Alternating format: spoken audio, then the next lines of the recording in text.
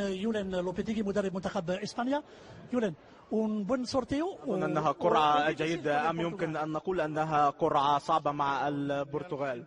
أظن أن قرعة المونديال هي في الغالب صعبة للغاية. سنواجه منتخب أوروبا بطل أوروبا الحالي منتخب البرتغال، وبعد ذلك سنواجه بالتأكيد منتخبين في غاية الصعوبة مثل منتخب المغرب الذي أقصى منتخب كوت ديفوار من التصفيات بالتأكيد، وبعد ذلك منتخب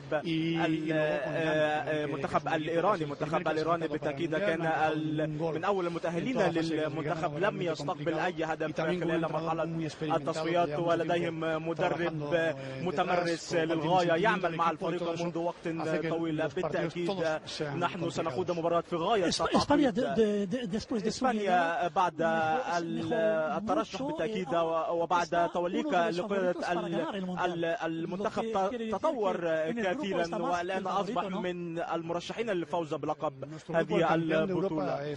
نحن سنلعب في هذه المجموعة مع بطل أوروبا منتخب البرتغال، وبالتأكيد هم نجحوا في التتويج بلقب هذه البطولة بطولة أوروبا. علينا أن نخوض كل مباراة بالشغف وبطموح كبيرة، ويجب أن نؤمن بقدرتنا في التأهل وتبوء صدارة المجموعة ثم الترشح في الأدوار.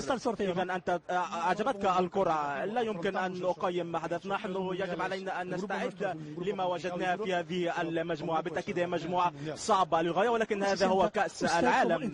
كيف تشعر وأنت مدرب منتخب يعد هو المنتخب المرشح الفوز بهذه البطولة؟ هل لديك شغف طموح؟ لا يمكن أن نستفيد من الإحصائيات أو ماذا يقال. نحن لا يمكن أن نقول أننا مرشحين للفوز بالبطولة أم لا. علينا أن نعمل جيدا، علينا أن نستعد جيدا.